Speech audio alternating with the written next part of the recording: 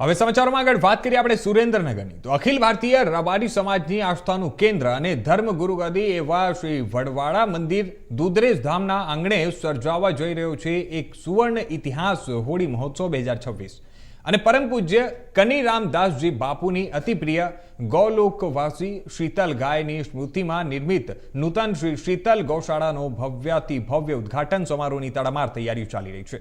તારીખ 2 માર્ચના રોજ સોમવારે આ પાવન અવસરે જગતગુરુ શંકરાચાર્યજી, રામાનંદાચાર્ય, મોરારી બાપુ અને ભારતભરના 250થી વધુ મહામંડલેશ્વરો, સંતો, મહંતો તેમજ રાજકીય અને સામાજિક મહાનુભાવો ઉપસ્થિત રહેવાના છે। આ મહોત્સવમાં ભારતભરમાંથી 2 થી 3 લાખ શ્રદ્ધાળુઓ આવવાની સંભાવના પણ વ્યક્ત કરવામાં આવી રહી છે। વડવાડા મંદિર દુધરેજ ધામના આંગણે વર્ષોથી અમારો સ્થાપના દિવસ એટલે હોળી મહોત્સવના દિવસે અમારા સદગુરુ ભગવાન સષ્ટમ સ્વામી મહારાજે જ્યારે આ વડવાડા મંદિર દુધરેજની સ્થાપના થઈ તે ફાગણ સુદ પૂનમના દિવસે એ વડને રોપેલો, સ્થાપેલો અને દૂધ પૈને અમારી માલધારીની દીકરીઓએ દૂધ રેડ્યું એટલે ગામનું નામ પડ્યું દુધરેજ। એટલે વર્ષોથી અમારા રબારી સમાજ, માલધારી સમાજની અંદર વડવાડા મંદિર દુધરેજ ધામના આંગણે હોળી મહોત્સવ ઘણા વર્ષોથી લગભગ 550-600 વર્ષથી આ ગુરુગાદીની પરંપરા રહી છે કે હોળી મહોત્સવ ખૂબ ધામધૂમપૂર્વક ઉજવવામાં આવે છે। એ પ્રસંગની અંદર અમારો સમગ્ર ગુજરાત રબારી સમાજ, ઠેઠ રાજસ્થાન, પંજાબ અને હરિયાણાથી અમારો રબારી સમાજ બધા ભાવિક ભક્તો દર્શનાર્થે આવતા હોય છે અને દર્શનનો ભગવાન વડવાડા દેવના આશીર્વાદ લઈ અને સદગુરુ ભગવાનના આશીર્વાદ લઈને પોતાનું જીવન ધન્ય બનાવતા હોય છે। સાથે આ વર્ષે હોળી મહોત્સવ દર વર્ષે તો ઉજવી જ રહ્યા હોય છે, રાત્રે લોક ડાયરાનો કાર્યક્રમ પણ હોય છે, પણ આ વર્ષે અમારા પરમ પૂજ્ય ગજરાઠ મહામંડલેશ્વર પૂજ્ય સદગુરુ ભગવાન કનીરામ બાપુની એક અતિ પ્રિય ગાય એટલે શીતલ નામની એક ગાય હતી। એ ગાયનું 2017ની અંદર અવસાન થયું, ગૌલોકવાસ થઈ અને એની યાદગાર રૂપે અમે વડવાડા મંદિર દુધરેજ ધામની અંદર આપણા વડવાડા મંદિરથી 1 કિલોમીટર આગળ આપણે એ ગૌશાળાનું નવનિર્માણ કર્યું છે।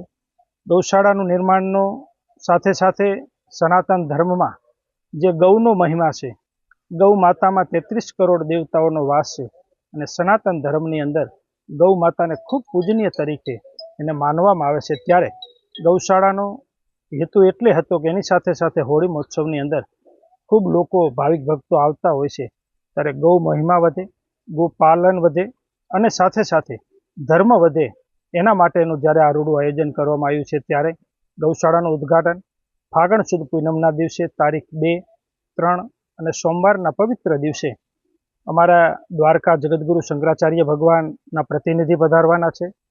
સાથે અમારા રામાનંદ શંકરાચાર્ય જે જયપુરથી છે તે શંકરાચાર્ય ભગવાન પધારવાના છે અને એની સાથે વિશ્વવંદનીય પૂજ્ય મોરારી બાપુ પધારવાના છે।